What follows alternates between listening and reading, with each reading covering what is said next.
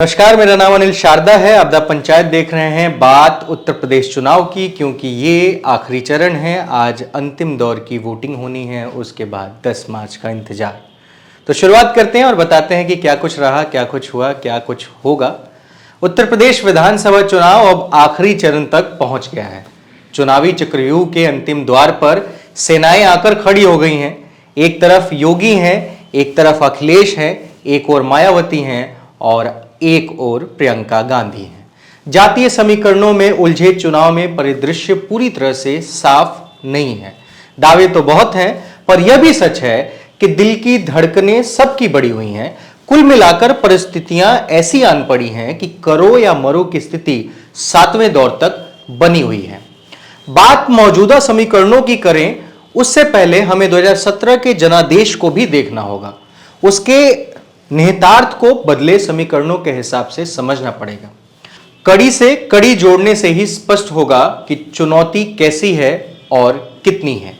अब समझिए कि यूपी विधानसभा चुनाव के 7वें और अंतिम चरण में सूबे की 9 जनपदों की 54 विधानसभा क्षेत्रों में चुनाव होना है।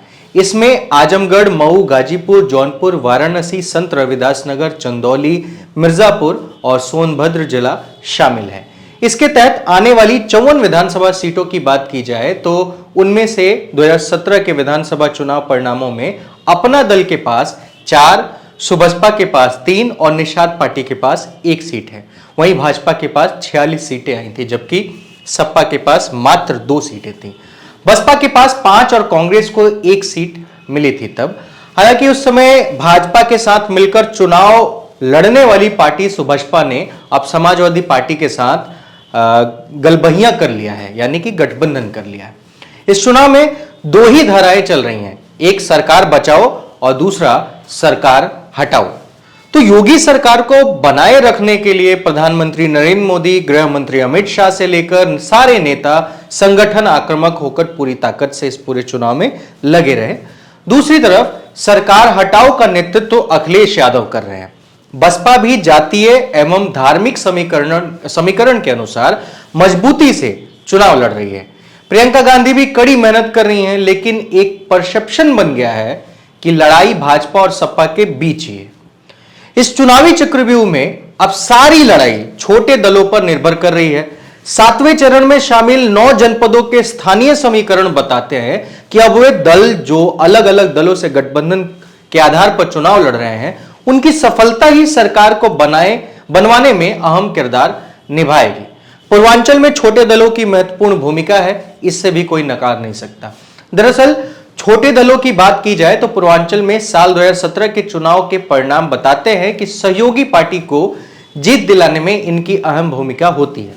5वें चरण के बाद ही इन छोटे दलों का खेल शुरू हो गया था।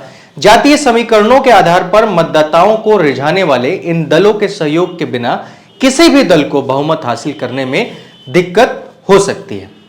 अब बात 7वें चरण की एक बार फिर कर रहे हैं। 7वें चरण की बिसात की बात करें तो भाजपा ने 54 में से 48 सीटों पर अपने उम्मीदवार उतारे हैं, जबकि अपना दल और निषाद पार्टी के 3-3 उम्मीदवार मैदान में हैं।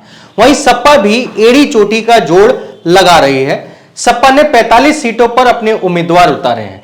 सहयोगी के तौर पर सुबसपा 7 और अपना दल को 2 सीटें दी गई हैं, जिस पर वो लोग चुनाव लड़ रहे हैं।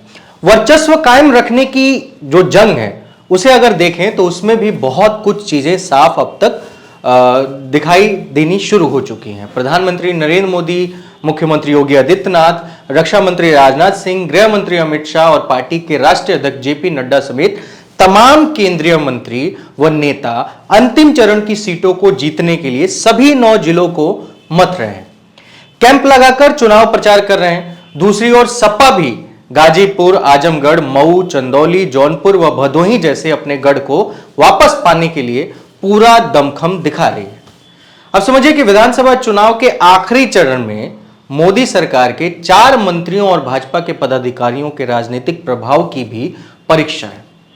इसमें प्रधानमंत्री नरेंद्र मोदी के वाराणसी लोकसभा के अलावा अपना दल की अध्यक्ष और मोदी सरकार में राज्य मंत्री अनुप्रिया पटेल के कंधे पर बड़ी जिम्मेदारी देखने को मिल रही है। भाजपा ने अपना दल को गठबंधन में 17 सीटें दी हैं। भाजपा ने चुनावी मंच पर अनुप्रिया को पार्टी के कद्दावर चुनावी चेहरों के समकक्ष स्थान दिया। यह चुनाव न केवल पूर्वांचल के कुर्मी वोट बैंक पर अनुप्रिया के प्रभाव की परीक्षा वाला है, बल्कि 2024 में गठबंधन में अपना दल की भूमिका भी तय यहीं से होगी। चंदौली से भाजपा सांसद और केंद्रीय मंत्री महेंद्र नाथ पांडे के संसदीय क्षेत्र में 6 विधानसभा क्षेत्र हैं, जबकि पिछले जिले में 4 विधानसभा क्षेत्र हैं।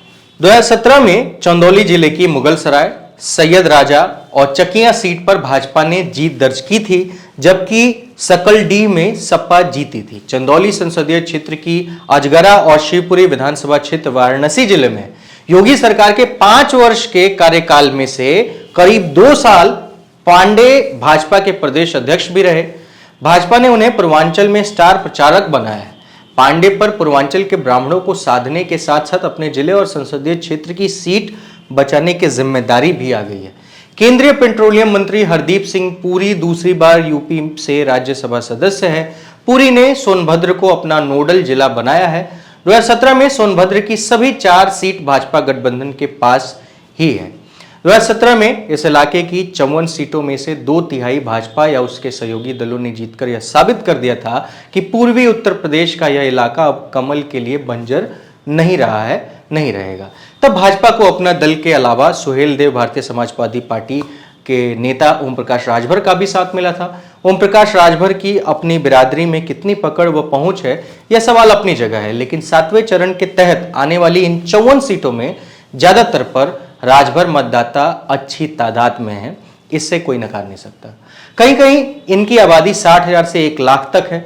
सियासी पंडितों का मानना है कि 2017 में राजभर बिरादरी का ज्यादातर वोट भाजपा के खाते में गया था, पर इस बार समीकरण अलग है। हालांकि ओम प्रकाश राजभर अपनी बिरादरी के 100% वोट सपा गठबंधन के साथ होने का दावा कर रहे हैं, लेकिन कई सीटों पर भाजपा ने भी इसी बिरादरी के उम्मीदवारों को उतारकर मजबूत विकल्प देने का प्रयास किया। अब भाजपा ने निषाद पार्टी से गठबंधन करके ओम प्रकाश राजभर की भरपाई की कोशिश की है, लेकिन पूर्वी उत्तर प्रदेश की राजनीति समझने वालों के अनुसार निषादों में ज्यादातर का समर्थन 2017 के चुनाव में भी भाजपा को मिला था।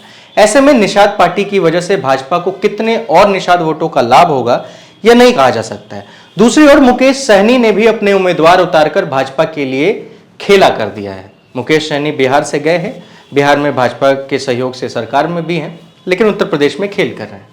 अब आप दोबारा से पूर्वांचल का जातीय समीकरण समझ लीजिए। सभी दलों जैसे कि सपा, बसपा और छोटे दलों के लिए मुफीद है।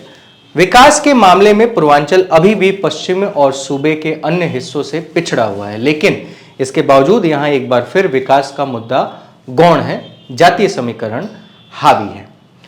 बहरहाल ये आखिरी की बची 54 सीटें प्रदेश का मुस्तकबिल तय करने जा रही हैं। द पंचायत का आंकड़ा कहता है कि 6ठे चरण तक किसी को बहुमत नहीं मिल पाई है। 7वें चरण के बाद किसी एक दल को बहुमत मिल जाएगी। चुनाव आयोग के निर्देश के कारण हम एग्जिट पोल नहीं बता सकते, लेकिन इतना जरूर बता सकते हैं कि लहर बहुत बड़ी है, करारी है, मुकाबला बहुत कड़ा है, मजबूत है। कांग्रेस, बसपा भी चौंका सकती है। छोटे दलों का प्रदर्शन भी हावी होगा, ये देखने को मिलेगा। मतदाता सत्ता की चाबी किसको सौंपते हैं, यह तो 10 मार्च को पता चलेगा, लेकिन 6ठे चरण तक मतदाताओं ने जिसका आधार मजबूत कर दिया, उसी के पक्ष में आखिरी चरण में हवाएं चलेंगी। खेला होगा, खदेड़ा होगा या बुलडोजर का मुद्दा हावी रहेगा, ये 10 को पता चलेगा। फिलहाल इस वीडियो में इतना ही। मेरा नाम अनिल शारदा है। इस पूरे पॉलिटिकल एनालिसिस का रिसर्च हमारी टीम ने किया है। हमारी टीम में बहुत ज़्यादा लोगों की एक टीम है, जिसमें प्रियांशु ही हेड हैं और बाकी भी प्रियांशु ही हैं, बाकी हम हैं। तो हमने आपको प्रस्तुत किया है। आखिर में अगर आपको अच्छा लगे तो आप हमें सहयोग कीजिए, ताकि हम और भी लोगों के साथ एनालिसिस कर सकें। बहुत बहुत धन्यवाद।